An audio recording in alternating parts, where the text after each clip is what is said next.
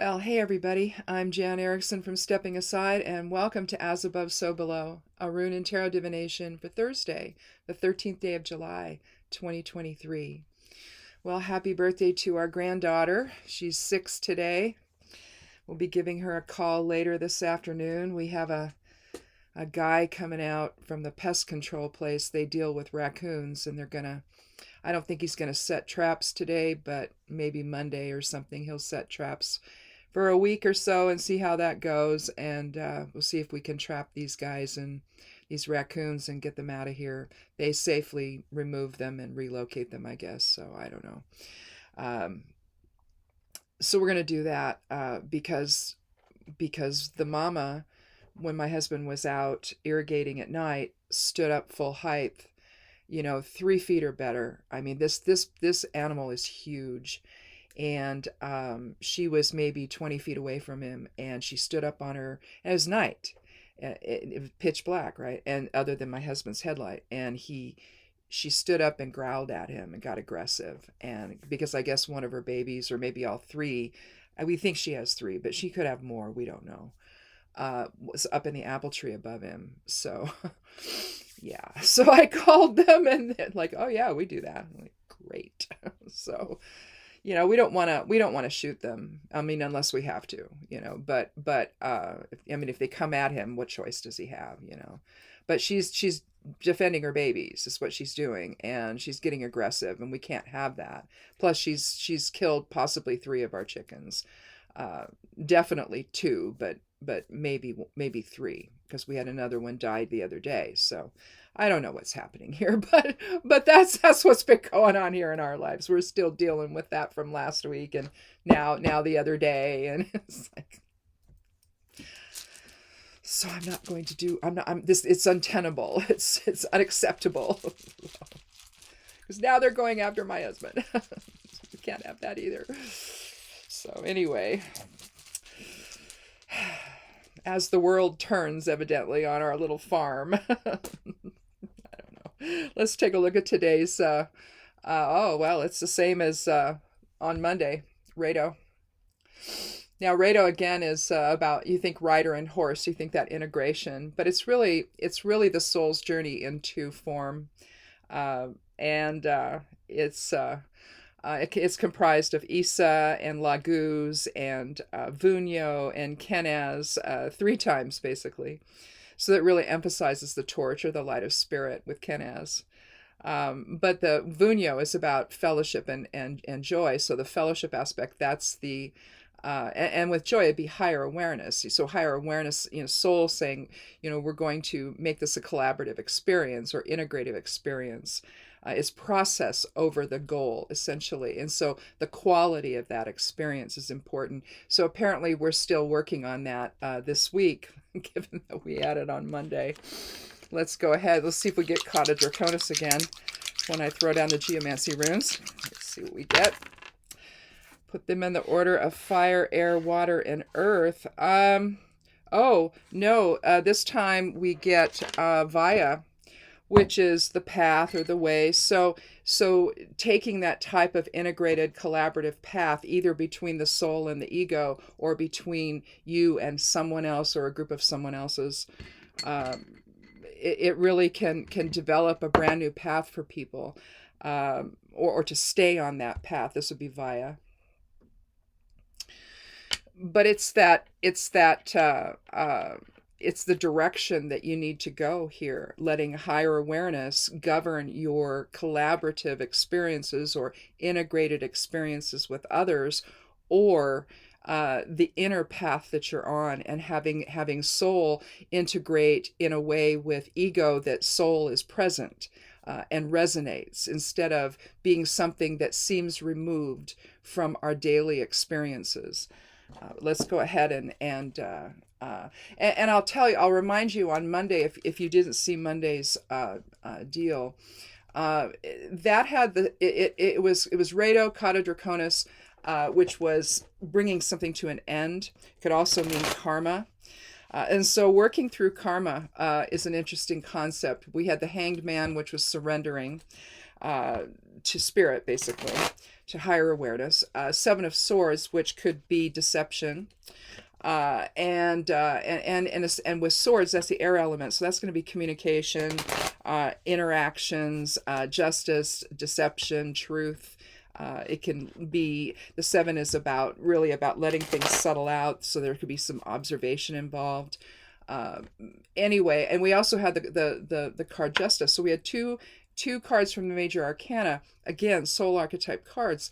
And essentially how I interpreted that had to do with working through maybe karma, either of past life or past experience in this life, where maybe you've dealt with people in a deceptive way to get what you want. And although that might get you what you want in the short term, it's not a very just way of doing things.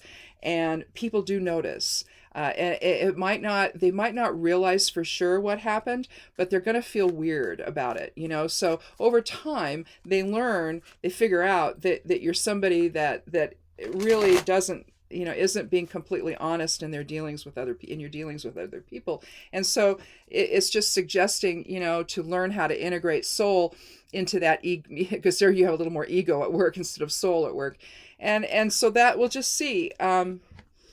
Maybe this time you've worked through, you've seen the value of that, and we'll see what the cards have to say here.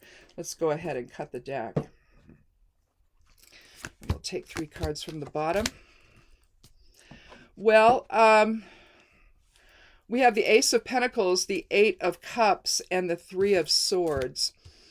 I've been seeing some other people lately online who are interpreting the 3 of Swords a little differently than I do. I look at the 3 of Swords as betrayal. I think what I'm going to do is I'm going to switch, and we're going to start with betrayal. I'm going to start with the 3 of Swords. I've been trying to understand, how there's been several different a couple, 2 or 3 different interpretations of late that I've seen that just don't jive with how I see it. And so I'm trying to understand how they're seeing it, in case that's another way of looking at it. I mean, obviously it's another way of looking at it, but again, most of the time, you can have your basic interpretations of these cards, but then they get next to other cards, and it's like, well, And since we're starting out with integrating, this soul journey on a new path here, again, it may be that we're learning to value the idea of honesty in your relationships with other people. And so where do we go from there? Now you have a new integrated type of a path that you're on, where higher awareness is informing all of that. But we'll start with this. Here you see a big red heart with 3 swords piercing it. You see 2 in back of the other. And here you see clouds with rain coming down behind it. Now, if you've gotten yourself into, or you're still processing the idea of learning not to be deceptive, this could be another extension of that. Here you have, I've always read this as the card of betrayal, where you've got maybe 2 people behind you or talking behind your back about you. So maybe you didn't realize, we'll just take this from Monday's reading, maybe you didn't realize that there were other people that understood what was going on, and that it caused them maybe some hurt feelings. And so, if that's what this is about, then if this isn't a new situation, then it's an extension of perhaps how it felt to be in that type of an interaction with you. Where and now they're and they actually had a conversation about that. So it's how, again, with swords being the air element, again, that's communication, it's interaction, it's the intellect, and we can think things in a way that really promote our own agenda at the expense of other people. And you could look at it maybe that way, where the sword out in front would have been you who was having trouble being honest in your interactions with other people. and your agenda was your own and not really something that was collaborative in nature. And it impacted other people in a way that was not balanced, that was not that left them wondering, that made them unsure of what was really going on and what the truth of the matter was. But then when you realize the effect of it, so maybe this is just understanding the effect of that, then you understand that you need a new path. Here, the man has lined up 8 of the cups. This is the 8 of cups. He's lined up, and cups represents the emotions. That's the water element. And so you're looking at emotions, compassion, change, momentum, all of that. But he's taking with him what he needs, and he's leaving behind the rest, what he's learned about all of that. He's getting his emotions in order. You see him on the banks. He's stepping up onto a little, I don't know, embankment or something. But he's out there by the ocean. So again, water element. You see the craggy rocks behind him. Now, getting the emotions in order may have been difficult. That could indicate a difficulty there. Or when you see these big rocks that are in the way, this is his path. So he's not afraid to walk away from emotions that no longer serve him or have served him well. And again, you can look at it either way. And he's ready. You can see he's walking upward. You can see he's definitely walking upward. He's leaning into it. He's got his staff. And he's ready to take that next step. You've got some crone wisdom up here at the top with the whole maiden mother crone. You can see the sliver here. That would be crone in the triplicities of the goddess and all that, and of the moon phases. But here you have, on the crone side of things, is this wisdom. If it was turned the other way, then it would be maiden, and so it would be a totally new journey. But here, he's ready to go. He's taken, 8 is about strength, inner strength as well. And it's also about material recognition and approval.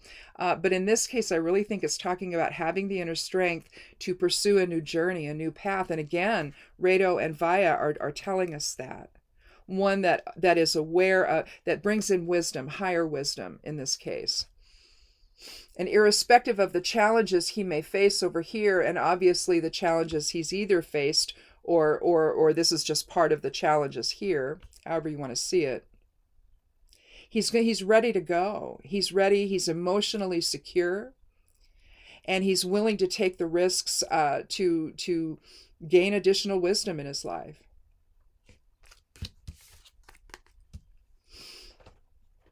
Which then brings us to the Ace of Pentacles.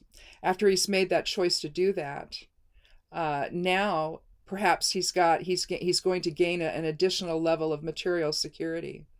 Because if this is about a job or just security in your own life, Pentacles is the earth element, and that's all the physical aspects of self, really. It's your home, it's your environment, it's your job, it's education, it's tradition, it's loyalty, it's family, it's legacy. You look at the Suit of Pentacles and it deals with all of that. But one thing's for certain, it deals with the idea of security in your life. Whether it's, and typically you're looking at material security, so all of those things dovetail into that, I guess we could probably say.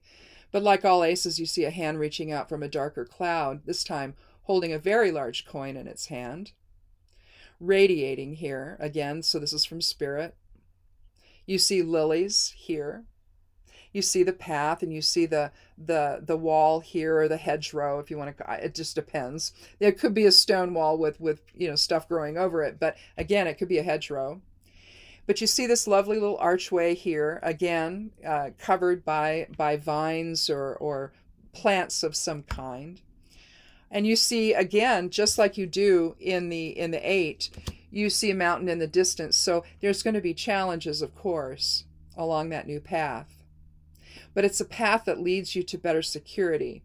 And when you are able to be honest with people, when you're not deceiving them in any way, when you're not pushing your own agenda at the expense of everybody else, you have a more secure relationship with other people. They don't view you as somebody that can't be trusted. And when that happens, a new path opens because you're able to take that path with others.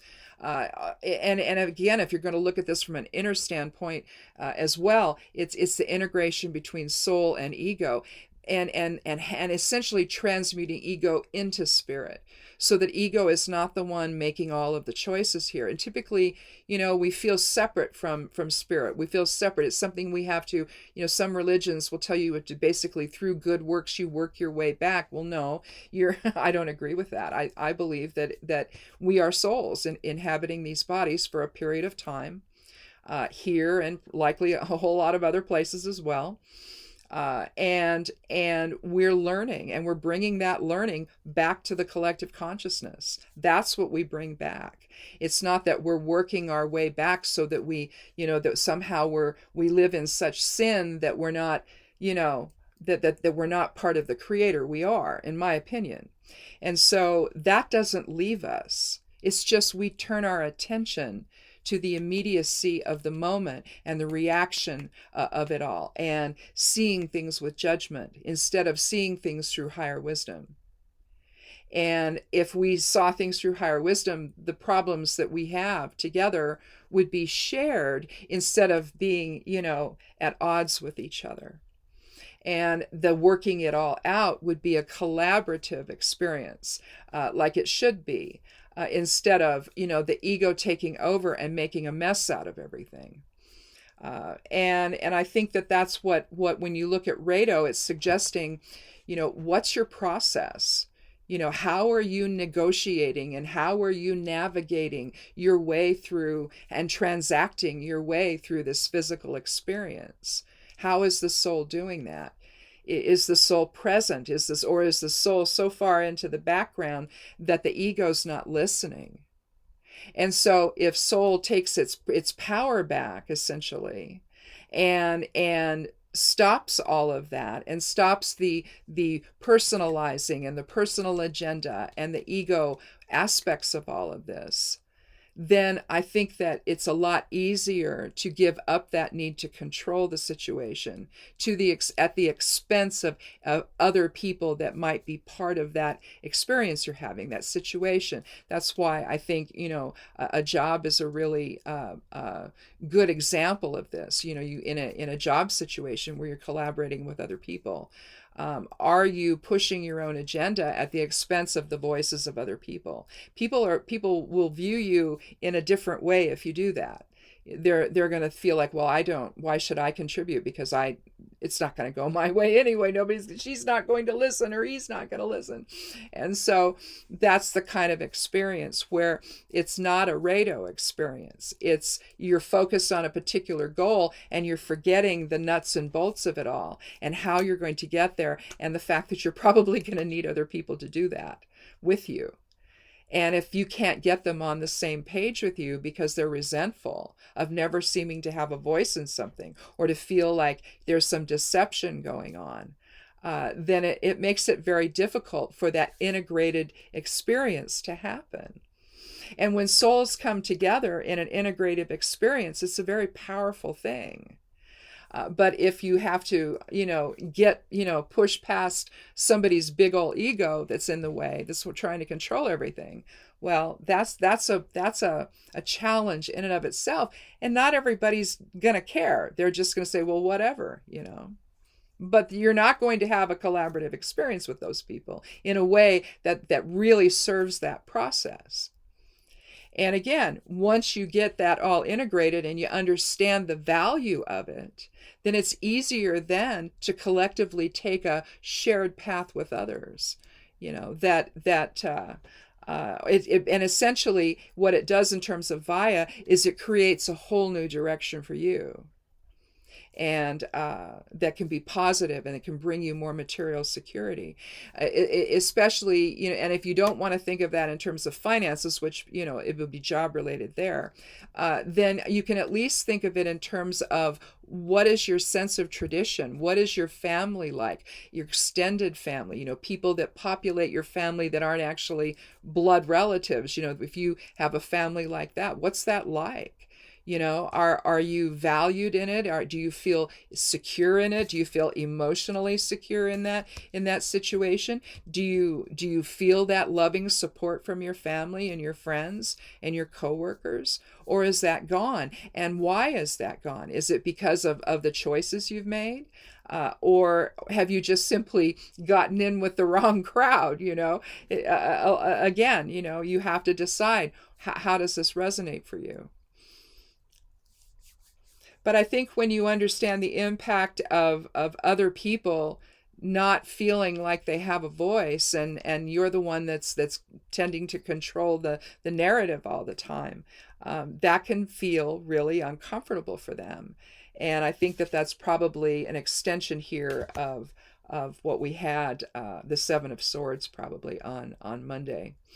But again, once you understand all of that, you get your emotions, all in it, you get it all. You understand the emotional nature of it. You've figured out what you need to do. You get everything in order. You leave things behind that you don't need, and you are ready to press on, irrespective of the challenges, because it won't be something that will just simply go away overnight. This is probably going to be a challenge. If it's something that you've really engaged in over time, it's going to be a challenge to try to undo that. In other words, you get into a habit, and so you have to break the habit of constantly thinking that way, of how is my idea going to be the one that's used instead of other people's, and pushing for that all the time.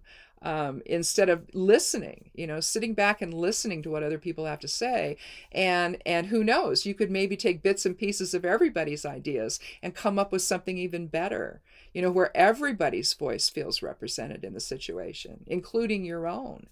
And to derive that kind of emotional satisfaction from something like that's more integrative with other people. But again, it starts with integrating soul with ego and transmuting ego into spirit, basically, so that the ego is not the one calling the shots all the time, that it's actually, you're looking at the situation from a higher purpose, from higher wisdom, higher awareness, and letting that, letting that be your choice, and seeing where it goes from there. Because I guarantee you, once you do that, then there's a level of security, a feeling of security that comes your way. And again, the Ace of Pentacles is suggesting that could be material as well, in terms of finances. So I just keep coming back to this being a job situation, where a paycheck's involved, or maybe some situation where maybe you have instead of just a job where you're getting a paycheck, maybe you're one of the owners of the business, and you've got partners that you're really not listening to, and you're not letting them really have a voice in the whole decision-making process of the business. And again, it's a process, right? How do you do that? How are you interacting with other people? Rado is, I believe it's an air element. Yeah, it's air element. So again, it's related to swords. It's related to the air element here. And anytime the air element gets involved, it can be a good thing, but then in the interaction side of it, maybe not so much, and so, sometimes you can look at this card of two people undermining somebody else. But in this case, maybe if that's true, maybe it's a reaction to feeling powerless with you, where you feel you're the one that has all the power and they don't feel like they have any. And so they try to undermine the whole thing. So I think that this is probably the connection to Monday's reading. And again, once you understand, since we have Rado again, it's bringing back the idea that we're souls in having this physical experience, and we need to have the soul drive that experience, not the ego. Otherwise, we see the world we live in right now, and we see how ego has run amok to the point where it doesn't matter what some people say, they'll just lie. And they impact a lot of people. They influence a lot of people. They choose their words in a way that's going to do that. But see, that's all air element run amok. And I just think that when we understand that we're really one in the Creator, that the Creator is really all that is, and this is a projection of the Creator's consciousness, why are we struggling with the ego with one another? Why are we doing that?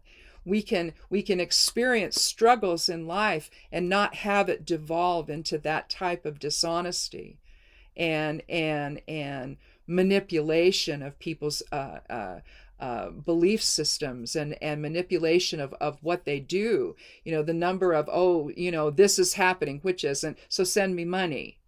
It's that kind of stuff. And literally it's the air element that is so out of balance here and probably the emotion, probably water is out of balance as well.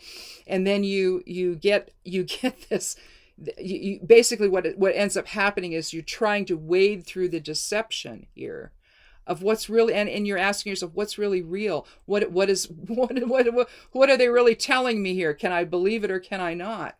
And a lot of it is devolves into hyperbole, and it's all to manipulate the people that are listening to it, and but because they're telling them what they want to hear and sort of validating their own fears, their own concerns, whether they're realistic or not, and if they're not, then that's massive manipulation that's going on.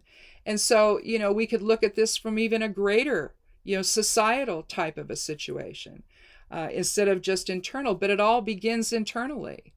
It begins there, to have that inner strength of knowing when what you're listening to is garbage, and when you're being conned. There's so much of that going on right now that it's hard to know at times. Well, okay, is this article that I'm reading, this news, is that real?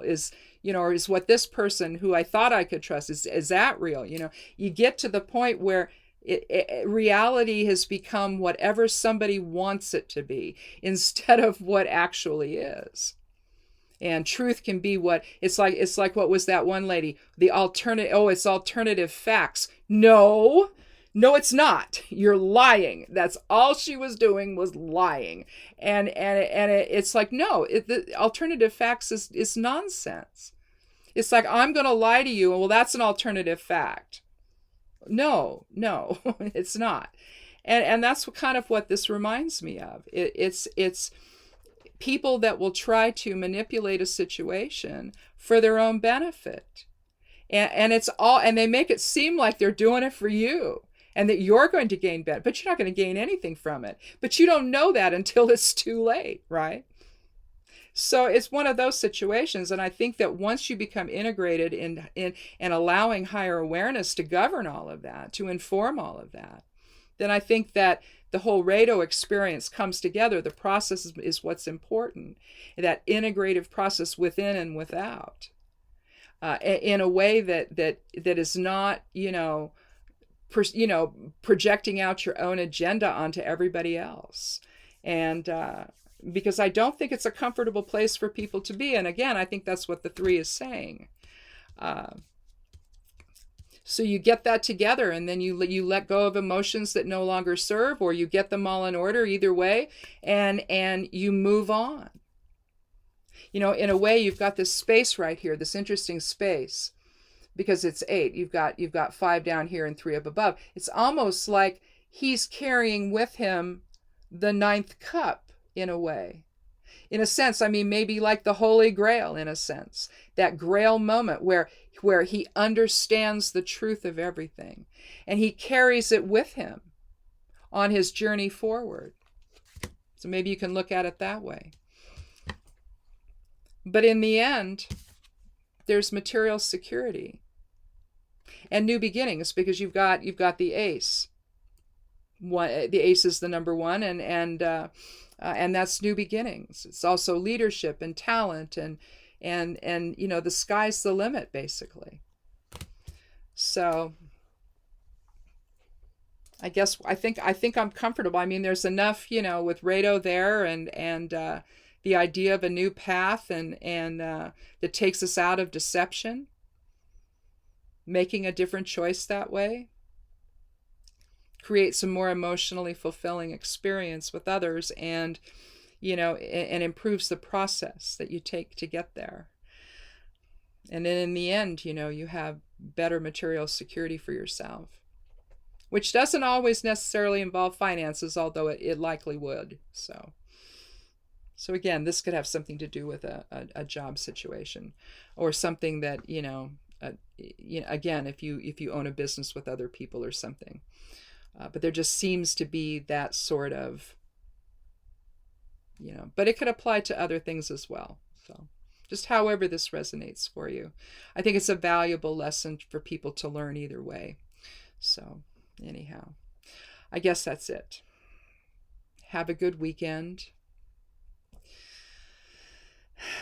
We're going to still be dealing with the critters outside, because I don't know how many. I don't know. I've got like 25 hens left, I think. And, we have one of those doors that opens and closes with the daylight and the night. Yeah, so, but there's that time before and time where it's opening. It's still, maybe they're still out there, because they did that. It was in the 6 o'clock hour. It's daylight. It's supposed to be nocturnal. No, they're not. Well, mostly probably, but they're out in the day too. And they're cute, but they're dangerous and they're devastating, and they have to go away now. So anyway, thanks for watching. I'll give you an update on Monday as to what's going on. We'll know more today as to what they're going to do for us, and how and when they're going to do it. So anyway, you guys have a good weekend. And if you haven't yet clicked subscribe, I hope you'll do that and come back on Monday for another edition of As Above, So Below. Be good to yourself, be good to one another, and blessed be.